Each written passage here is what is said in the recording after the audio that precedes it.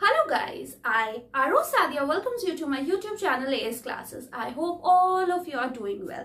So, those who are new to my channel, then please do like, share and subscribe my channel. And those who are already my subscribers very well know that we have started a series known as Spoken English. So, आज की class में हम अपनी very first class of Spoken English start करने जा रहे हैं. So, when we talk about this Spoken English, all of us know that what is English? English is a language and language क्या एक भाषा है. Language is the way through which we can express ourselves, our emotions, our thought. Language ही एक ऐसा medium है या माध्यम है जिससे हम अपने आप को एक्सप्रेस कर सकते हैं. अगर लैंग्वेज नहीं होती तो we won't be able to express ourselves. हम क्या सोच रहे हैं, हमारी क्या थिंकिंग है, हमारे क्या इमोशंस चल रहे हैं, हम कुछ भी नहीं बता पाते. बट ये जो लैंग्वेज है इसी के थ्रू हम क्या है अपने आप को एक्सप्रेस कर पाते हैं. Language is intended to say something. तो लैंग्वेज बनी ही क्यों है? ताकि हम उसके थ्रू अपने इमोशंस, अपनी फीलिंग्स को एक्सप्रेस कर सकें. राइट? इतना मेरे हिसाब से आप सबको समझ में आ गया होगा कि लैंग्वेज क्या है. Language is a medium through which we can express ourselves and they are intended to say something. ये है लैंग्वेज. अब जैसे कि हम सब जानते हैं ह्यूमंस को हम क्या बोलते हैं? एक social animal. Human is regarded as a social animal. जब हम एक इंसान को सोशल एनिमल बोल रहे हैं तो ये जो लैंग्वेज है ये बनाई किसने है? ह्यूमंस ने. हम खुद ह्यूमंस हैं who are the creator of these languages. So definitely language और ह्यूमन में कुछ ना कुछ तो सिमिलैरिटीज होंगी ही होंगी. क्यों? क्योंकि इसके क्रिएटर्स कौन है? हम ह्यूमन खुद. सो जब हम इसमें एक सिमिलैरिटी देखना चाहें तो ये आपकी अंडरस्टैंडिंग को थोड़ा बेटर बना देगी कि how this our society is related to language because creators of the language are we human ourselves, right? So देखो सबसे पहले क्या होगा बेटा? एक इंडिविजुअल होगा, कोई भी एक इंडिविजुअल इंसान होगा, वो मिलकर क्या बनाते हैं? फैमिली, हमारा परिवार बनता है. और फिर बहुत सारे परिवार मिलकर क्या बनाते हैं? सोसाइटी. जब बहुत सारे परिवार इकट्ठे होते हैं, आपने खुद ने भी देखा होगा अपने आसपास, जब हम 4-5 फैमिलीज मिल जाते हैं, हमारे समाज की फैमिलीज मिल जाती हैं, तो हम क्या फॉर्म कर लेते हैं? एक सोसाइटी बन जाती है हमारी. बहुत सारी फैमिलीज मिलकर हम किसकी फॉर्मेशन करते हैं? सोसाइटी की. सो सिमिलरली जब हम इंग्लिश में बात करते हैं, इंग्लिश हमें पता है लैंग्वेज है, इसके थ्रू हम अपने आप को एक्सप्रेस कर सकते हैं. It is intended to say something, right? But ये जो इंग्लिश है, हर भाषा के कुछ ना कुछ अक्षर होंगे. जैसे हिंदी है उसके अपने अक्षर हैं, तो उसी तरीके से जैसे इंग्लिश है तो इंग्लिश भी क्या है? एक भाषा है, तो इसके भी खुद के अक्षर होंगे. तो इंग्लिश अल्फाबेट जो है उसके अंदर टोटल हमारे पास कितने लेटर्स हैं? 26. इस टॉपिक को स्टार्ट करने से पहले हमें बेसिक नॉलेज होना बहुत जरूरी है कि इंग्लिश में कितने लेटर्स हैं. राइट? तो इंग्लिश में कितने लेटर्स हैं? 26. अब इन 26 लेटर्स में से हमने 2 में डिवाइड कर दिए, वोवल्स एंड कॉन्सोनेंट्स. इंग्लिश के अंदर 5 वोवल्स होते हैं एंड 21 कॉन्सोनेंट्स होते हैं. जब हम वोवल की बात करते हैं तो वोवल कैसे वर्ड्स लेटर्स होते हैं? Right? They are the only letters that are said when a mouth open. जब हम मुंह खोल के कोई लेटर को बोलते हैं तो उसको क्या बोला जाता है? वोवल.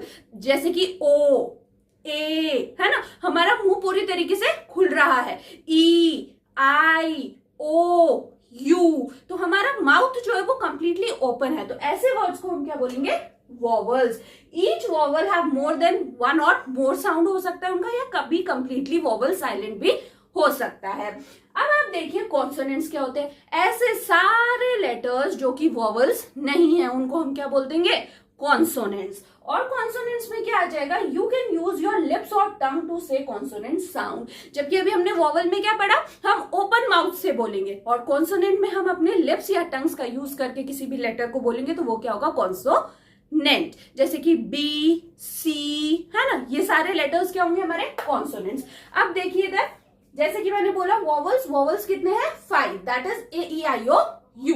तो अब ये देखिए A, E, I, O, U, these are vowels. And जब हम कॉन्सोनेंट्स की बात करेंगे तो B, C, D, F, G, H, J, K, L, M, N, P, O, R, S, T, V, W, X, Y, Z, ये सारे words मिलकर क्या बना लेंगे? हमारे कॉन्सोनेंट्स. तो ये आपको समझ में आना चाहिए कि इंग्लिश अल्फाबेट में कितने लेटर्स हैं? टोटल 26 लेटर्स है. 26 लेटर्स में से 5 हमारे पास वोवल्स है, that is A, E, I, O, U, और 21 हमारे पास कॉन्सोनेंट्स है. बाकी रिमेनिंग जितने भी लेटर्स हैं उनको हम क्या बोलेंगे?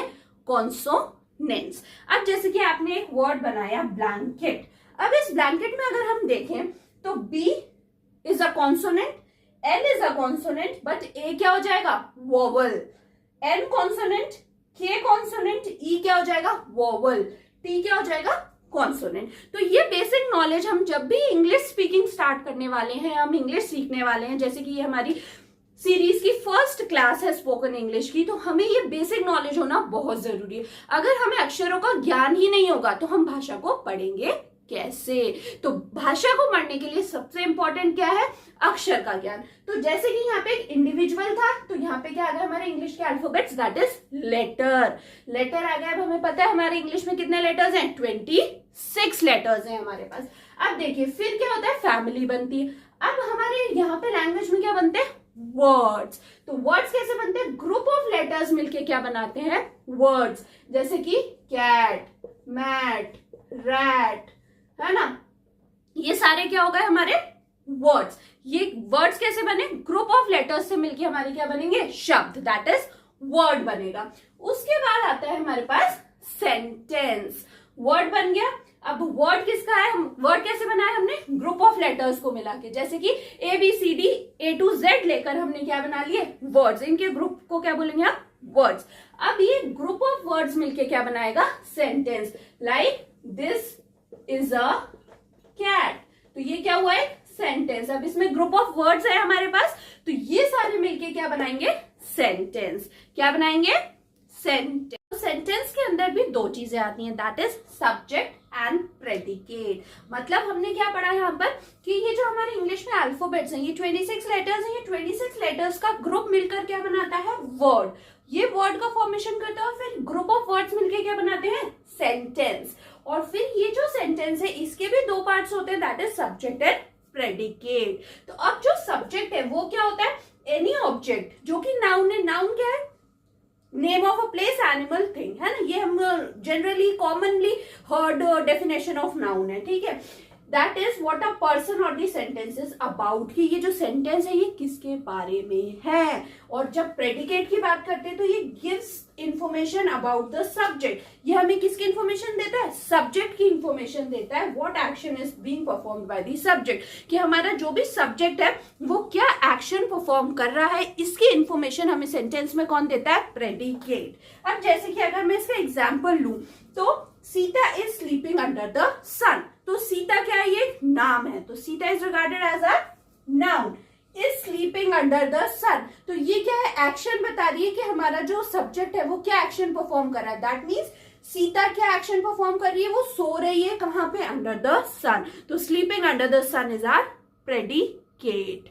तो बेटा ये जो पूरी मैंने इतनी लंबी चौड़ी कहानी बताई है, ये हमारी एक अंडरस्टैंडिंग डेवलप करने के लिए है इंग्लिश की, कि इंग्लिश के अंदर जो है कितने लेटर्स होते हैं। क्यों? क्योंकि अगर हमें ये नॉलेज नहीं होगी तो आगे के स्टेप्स हमारे लिए डिफिकल्ट होते जाएंगे। और जब हम स्पोकन इंग्लिश की बात करते हैं या हम कोई भी लैंग्वेज को लर्न करने की बात करते हैं तो सबसे इंपॉर्टेंट होते हैं उसके अक्षर, उसका ज्ञान होना, ठीक है। तो इसीलिए मैंने आपको ये सारी स्टोरी, ये पूरी इतनी लंबी कहानी बताई है ताकि आपकी एक अंडरस्टैंडिंग डेवलप हो सके। अब हम स्टेप बाय स्टेप आगे बढ़ेंगे।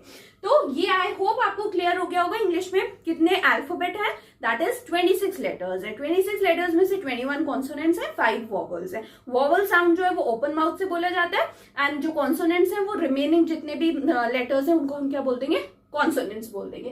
फिर आता है ये जो लेटर होते हैं, ग्रुप ऑफ लेटर मिलके क्या बनाते हैं? वर्ड। और ग्रुप ऑफ वर्ड मिलके क्या बनाते हैं? सेंटेंस। अब बेटा जब हम इंग्लिश लैंग्वेज की बात करते हैं तो ये जो वर्ड्स होते हैं ये बहुत ही इंपॉर्टेंट रोल प्ले करते हैं। हर एक शब्द का अपना एक मतलब होता है। Every word has its own function. इस एक सेंटेंस के अंदर हर एक शब्द जो आ रहा है उसका कुछ ना कुछ फंक्शन है, और यही जो फंक्शन है इसी को हम क्या बोलते हैं इंग्लिश में? Part of speech. जैसे कि आपने देखा हमारी जो सोसाइटी, हमने बोला ह्यूमन क्या एक सोशल एनिमल है, तो सोसाइटी में भी सर्टेन रूल्स एंड रेगुलेशन होते हैं। तो उसी तरीके से जब हम किसी भी लैंग्वेज को पढ़ते हैं तो उसके अंदर भी एक सर्टेन ऑर्डर होता है, रूल्स होते हैं, रेगुलेशन होते हैं, जिसको हम फॉलो करते हैं फॉर अ बेटर अंडरस्टैंडिंग, ताकि हम अच्छी समझ उस भाषा के ऊपर बना सके। तो ऐसे ही इंग्लिश के अंदर ये जो वर्ड्स हैं ये बहुत ही ज्यादा इंपॉर्टेंट रोल प्ले करते हैं, और एक सेंटेंस के अंदर हर एक वर्ड का अपना एक फंक्शन होता है, और यही चीज मिलके क्या बनाती है? पार्ट ऑफ स्पीच, जो कि आज का हमारा टॉपिक है, that is part of speech. बताया कि पार्ट ऑफ स्पीच जो कि आज की हमारी फर्स्ट क्लास है, इसके अंदर 8 पार्ट्स होते हैं और कुछ लोग बोलते हैं कि 9th वन ये लोग ले लेते हैं आर्टिकल। ठीक है, article a an the, 3 articles हैं इंग्लिश के अंदर, कौन कौन से हैं? A an the. ठीक है, ये 3 आर्टिकल्स है, बट मोस्टली हम 8 ही पार्ट ऑफ स्पीच पढ़ते हैं। अब जैसे कि मैंने आपको बताया, किसी भी लैंग्वेज के लिए हम क्या है, वर्ड्स का इस्तेमाल करते हैं, ग्रुप ऑफ वर्ड्स मिलके क्या बनाते हैं, सेंटेंस। और ये वर्ड जो होता है ये अपना एक फंक्शन प्ले करता है हर एक सेंटेंस में, और वही क्या मिलकर बनाता है, parts of speech. Speech is बोलना, हमारे वे ऑफ कम्युनिकेशन, हमारी बोलचाल करना। ठीक है, तो ये जो पार्ट ऑफ स्पीच है यही क्या बनाते हैं, ये सारे वर्ड्स मिलके, और इन वर्ड्स का अपना अपना अलग अलग फंक्शन होता है। जैसे कि अगर मैं किसी सेंटेंस में बोलूं Ram is a good boy, तो राम इज गुड बॉय, ये सब के अलग अलग फंक्शन है। राम नाउन हो जाएगा। इसी तरीके से हर सेंटेंस में ये जो वर्ड्स हैं ये डिफरेंट तरीके के फंक्शंस परफॉर्म करते हैं, और यही सब मिलकर क्या बनाते हैं, पार्ट ऑफ स्पीच। तो ये जो पार्ट ऑफ स्पीच है ये हमारे ग्रामर का सबसे फर्स्ट टॉपिक है, इसकी अंडरस्टैंडिंग होना हमारे लिए बहुत ही ज्यादा इंपॉर्टेंट है। ये क्लास शुरू करते हैं पार्ट ऑफ स्पीच। तो पार्ट ऑफ स्पीच के अंदर बेसिकली 8 पार्ट ऑफ स्पीच पढ़ते हैं, बट कुछ लोग 9th भी बोलते हैं। 9th one is an article. तो सबसे पहले देखिए आता है noun, pronoun, verb, adverb, adjectives, prepositions, conjunction and interjection. ये 8 तरीके की पार्ट ऑफ स्पीच हैं जो कि हमारी इंग्लिश लैंग्वेज के अंदर यूज होती हैं। हर वर्ड जो है वो ये पार्ट ऑफ स्पीच को फॉर्म करता है। ये लर्न करना, ये पता होना हमें बहुत ज्यादा ही इंपॉर्टेंट है। तो अब हम ये जितनी भी पार्ट ऑफ स्पीच है इसको ब्रीफली एक बार मैं आपको बता देती हूँ। What is a noun, what is pronoun, verb, adverb, adjective, conjunction, interjections, and then one by one हम इन्हें सेपरेटली भी पढ़ने वाले। What is a noun, pronoun, इनकी एक एक क्लास इंडिविजुअल होगी, उसमें आपको एक्सरसाइजेस प्रोवाइड की जाएंगी फॉर योर बेटर अंडरस्टैंडिंग। अभी मैं आपको एक ब्रीफ इंट्रोडक्शन दे रही हूँ, ये सब है क्या। ठीक है, इसमें हम पढ़ने क्या वाले हैं, ये एक बेसिक इंट्रोडक्टरी क्लास है हमारी। इसके बाद से जो हमारी क्लासेस शुरू होंगी वो हम बेसिकली स्टार्ट करने वाले हैं एक एक पार्ट ऑफ स्पीच को सेपरेटली।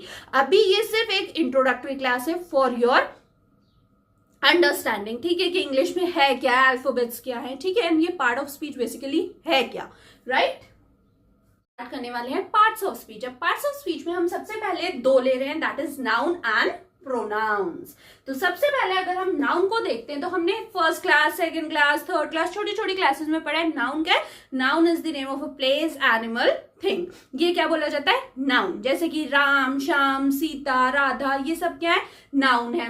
दिल्ली, राजस्थान, जयपुर, पुष्कर, ये सब क्या है, name of a place. Thing हो गया कैट, है ना, थिंग हो गया आपका जैसे कि table, chair, spoon, cupboard, black board, marker, duster, ये सारी चीजें क्या आएंगी आपकी नाउन में। तो नाउन है क्या, words that are used to name, जिसको हम यूज करते हैं नेम करने के लिए किसी भी पर्सन को, किसी भी प्लेस को, किसी भी एनिमल को, जैसे कि cat, dog, elephant, tiger, lion, ये सब। आइडिया को, कोई भी हमारा आइडिया है, एंड थिंग, ये क्या कहलाता है, हमारा नाउन।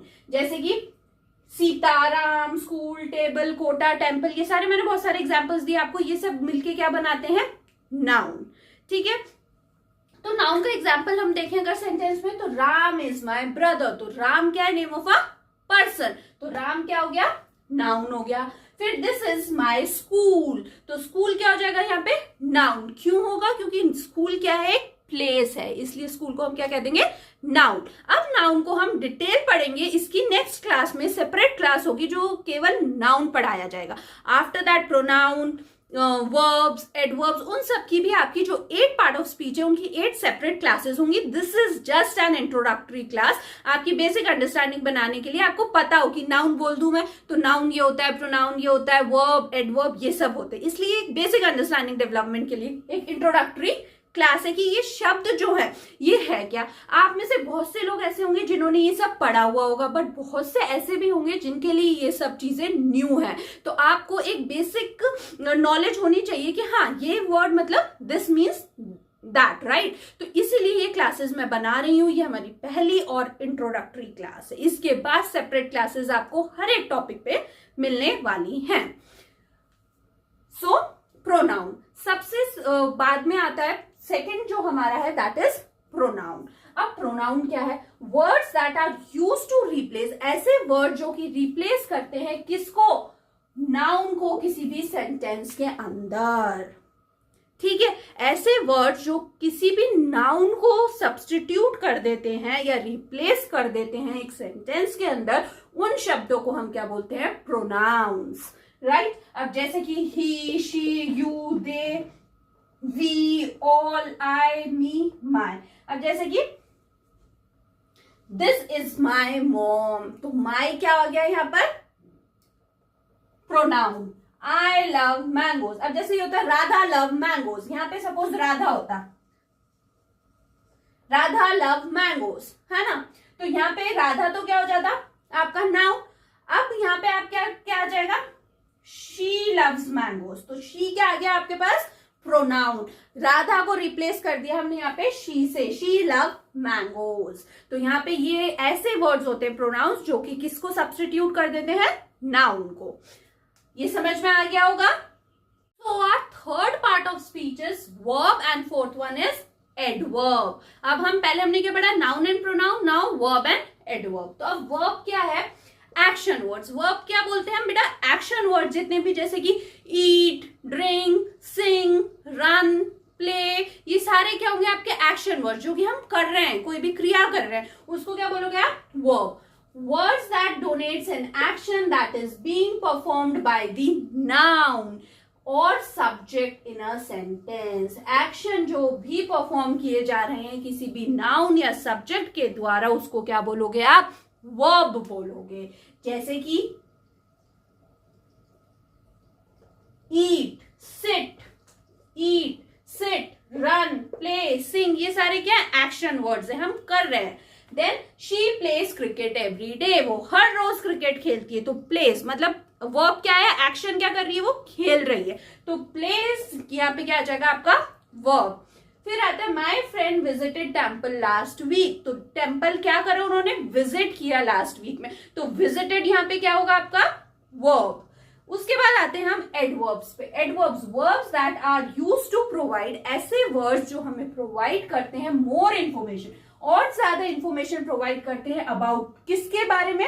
किसी भी वर्ब के बारे में, किसी भी एडजेक्टिव के बारे में। And adverbs are used in the sentence. Adverbs जो है हम उसको किस में यूज करते हैं? सेंटेंस में। जैसे कि now, then, yesterday, today, quickly, है ना। Today I am going to Ajmer, तो ये क्या हुआ है? एडवर्ब इसमें ऐड कर दिया। तो यहाँ पे क्या आएगा आपका? जैसे सेंटेंस में can you please come quickly, क्या तुम जल्दी से आ सकते हो? तो यहाँ पे आपका ये क्या आ जाएगा? क्विकली क्या हो जाएगा आपका? एडवर्ब हो जाएगा। Today I am going to Ajmer, तो टुडे क्या हो जाएगा आपका? एडवर्ब हो जाएगा। तो ये क्या होते हैं हमारे वर्ब्स एंड एडवर्ब्स। हमने पढ़ लिया नाउन, प्रोनाउन, वर्ब, एडवर्ब। ये बेसिक इंफॉर्मेशन चल रही है, इनकी डिटेल क्लासेस हम बाद में डिस्कस करने वाले हैं। Fifth part of speech is adjective. Adjective क्या होते हैं? वो वर्ड्स जो किसी भी चीज की क्या बताते हैं? हमें विशेषता बताते हैं। क्या बता रहे होते हैं एडजेक्टिव? विशेषता बताते हैं। Words that are used to describe और प्रोवाइड मोर इन्फॉर्मेशन, हमें बहुत ज्यादा और इन्फॉर्मेशन प्रोवाइड कर रहे हैं किसके बारे में? नाउन या सब्जेक्ट के बारे में। जैसे कि गुड, अगली, लेट, ब्यूटीफुल, मतलब उसकी विशेषता बता रहे हैं कि क्या उसमें आउटस्टैंड कर रहा है, right. The weather is pleasant today, तो यहाँ पे ये जो प्लीजेंट है, वेदर क्या है? कैसा है वेदर? प्लीजेंट है। तो प्लीजेंट क्या बता रहे हैं? उसकी विशेषता बता रहा है कि आज का वेदर जो है वो प्लीजेंट है, तो उसको क्या बोलेंगे हम? एडजेक्टिव। उसके बाद आता है हमारे पास prepositions. Words and phrases that are used before, ऐसे वर्ड्स या फ्रेजेस जो कि किससे पहले यूज किए जाते हैं? किसी भी नाउन से या प्रोनाउन से पहले हम जिन भी वर्ड या फ्रेजेस को यूज करते हैं उसको हम क्या बोलते हैं? प्रीपोजिशंस। जैसे कि in, for, to, out, below, between, ये सारे क्या आएंगे आपके पास? प्रीपोजिशंस। अब इसका सेंटेंस देखिए, the child hid under the bed, तो यहाँ पे क्या आ जाएगा? The child hid under the bed, ये क्या हो जाएगा आपका प्रीपोजिशन। फिर आते हैं हम कंजक्शन। कंजक्शन क्या होता है, ऐसे वर्ड्स जो दो सेंटेंस को मिलाते हैं, क्या करते हैं, मिलाते हैं। मीरा श्याम, तो Meera and Shyam are good friends, तो ये दो सेंटेंस को मिला दिया, दो सब्जेक्ट या दो नाउन को हमने क्या मिला दिया। तो देखिए, part of speech that are used to connect to different parts of the sentence, phrase and clause, दो डिफरेंट पार्ट्स जो हैं उनको मिलाते हैं, दो सेंटेंस के पार्ट्स को मिलाते हैं, उनको हम क्या बोलते हैं, कंजक्शंस। जैसे कि आपका आ गया एंड, और, बिकॉज, येट, ठीक है। अब यहाँ पे आ गया sentence, Meera and Ram had come to my home या हाउस, तो यहाँ पे एंड जो आ गया, ये क्या, इन दोनों को मिलाया ना, तो ये क्या हो गया हमारा कंजक्शन।